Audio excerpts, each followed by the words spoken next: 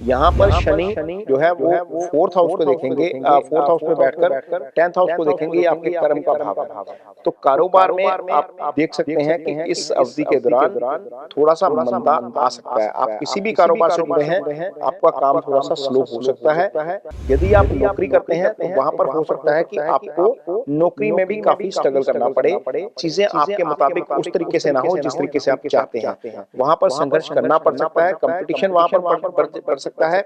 आपका रिकॉग्नाइजेशन, जो काम के लिए आपको रिकॉग्नाइजेशन मिलता है, उसमें समस्या हो सकती है। 2025 में शनि बदलने वाले हैं अपनी चाल। धनु राशि वालों पर होगा कुछ ऐसा असर। जाने लोहे के पाए में शनि का धनु पर प्रभाव।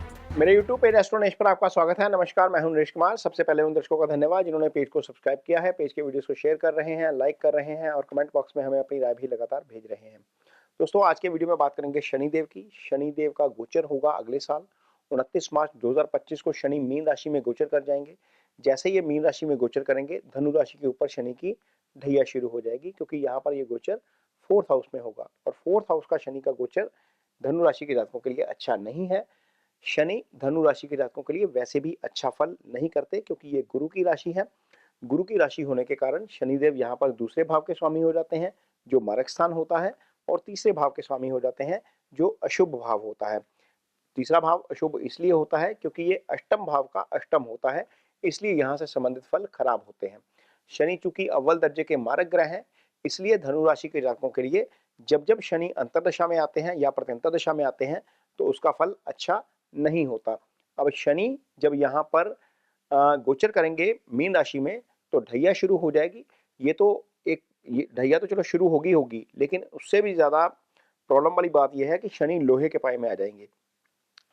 जब शनिदेव गोचर करते हैं किसी राशि में तो एक कुंडली बनाई जाती है।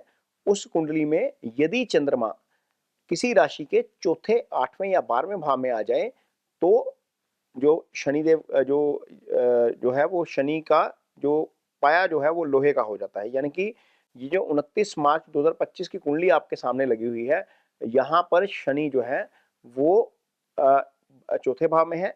इसके साथ ही चंद्रमा भी चौथे भाव में आ गए धनु के। तो धनु के चौथे भाव में चंद्रमा का आना, शनि के साथ आना, ये लोहे का पाया जो है वो बनता है। जब हम कुंडली बनाते हैं, ये आपके सामने कुंडली है, ये मीन राशि में चंद्रमा है तो धनु राशि के ऊपर लोहे का पाया आ जाएगा। लोहे का पाया अशुभ फल कारक होता है। वैसे जब 12 राशियां हैं तो लोहे के पाए के साथ साथ ताम्रपाद होता है, स्वर्णपाद होता है और रजतपाद होता है। तो यहाँ पर लोहे का पाया अच्छा नहीं है। यहाँ पर खास तौर पर कुछ सावधानियां रखनी पड़ेंगी। ये वीडियो जो है वो डराने के लिए बिल्कुल नहीं है। ये वीडियो थोड़ा सा अलर्ट करने के लिए है, क्योंकि यदि हम आने वाले समय के लिए थोड़ा सा अलर्ट हो जाए तो हम चीज़ों को ज़्यादा बेटर तरीके से मैनेज कर सकते हैं। यहाँ पर ये समझेंगे वीडियो में कि जब शनि ढैया से गुजरेंगे या ढैया होगी आपके ऊपर, ये लगभग 1061 दिन का समय है। चूंकि 29 मार्च 2025 से लेकर 23 फरवरी 2028 तक शनि यहाँ पर गोचर करेंगे। इस बीच 140 दिन के लिए 2027 में, वो भी 26 में भी नहीं, 25 में भी नहीं, 27 में 3 जून से लेकर 20 अक्टूबर का समय एक ऐसा है जब शनिदेव वक्री अवस्था में कुंभ राशि में आ जाएंगे। बाकी पूरा समय जो है वो यहाँ पर फोर्थ हाउस में ही रहेंगे। लेकिन 921 दिन का समय फिर भी आप मान के चलिए कि थोड़ा सा ज्यादा ट्रबल वाला रहेगा जब शनि आपके फोर्थ हाउस से गोचर करेंगे। और फोर्थ हाउस में जब गोचर करेंगे तो ये कुंडली आपके सामने है। यहाँ पर शनिदेव की तीसरी दृष्टि आप देखिए कहाँ पर जा रही है, आपके छठे भाव के ऊपर जा रही है। ये छठा भाव आपका रोग, ऋण और शत्रु का भाव है। रोग, ऋण और शत्रु के भाव में शनि का गोचर अच्छा नहीं है। यहाँ शनि की जो दृष्टि है वो अच्छी नहीं है। इस अवधि में अब समझिए हमने करना क्या है। इस अवधि में किसी भी विवाद से बचिएगा, क्योंकि ये लिटिगेशन का भाव है। गलती कोई करेगा उसकी गारंटी आप ले रहे होंगे, फंस आप जाएंगे। किसी की भी फाइनेंशियल गारंटी मत लीजिए, किसी की भी लीगल गारंटी मत लीजिए। इस अवधि में इस चीज से सबसे पहले बचना है। किसी को पैसा उधार मत दीजिएगा। पैसा उधार देंगे तो पैसा वो फंस जाएगा। फिर शनि का गोचर जब तक यहाँ पर है वो पैसा आपको मिलना मुश्किल होगा, वो पैसा बहुत डिले के साथ मिलेगा। इस चीज से खास तौर पर बचिएगा। कोशिश करिए कि अपने फंड्स अभी से मैनेज करिए, कर्ज लेने की नौबत ना आए, क्योंकि शनि की दृष्टि यहाँ पर जो है वो कर्ज वाली स्थिति भी ले आती है। तो फंड्स को मैनेज करना, अगले 6 महीने आपके पास हैं तो यहाँ पर यदि फंड्स को बेटर तरीके मैनेज कर लेते हैं, कोई ऐसी स्थिति नहीं आती कि आपको कर्ज लेना पड़े, तो आप इस चीज़ से बच सकते हैं। यदि कोई कोर्ट का केस चल रहा है तो वहां पर कोशिश करिए कि समझौते से बात बन जाए, नहीं तो यहाँ पर शनि की दृष्टि कोर्ट के केस को लंबा खींच के ले जाएगी। ये स्थिति जो है वो आपके फेवर में नहीं जाएगी। और इसके अलावा यदि आपको कोई फिजिकल प्रॉब्लम होती है तो कोशिश करिए कि डॉक्टर की सलाह को मानिए, प्रॉपर मानिए, उसको नजरअंदाज मत करिए, क्योंकि शनि रोग के कारक ग्रह हैं, शनि समय के भी कारक हैं, रोग आपका लंबा खींच सकता है। यदि आप डॉक्टर की सलाह को नजरअंदाज करेंगे, आप दवाई समय पर नहीं लेंगे, आप प्रिवेंशन जो है वो नहीं यूज करेंगे। यहाँ पर शनि जो है वो फोर्थ हाउस को देखेंगे, फोर्थ हाउस में बैठकर 10th हाउस को देखेंगे, ये आपके कर्म का भाव है।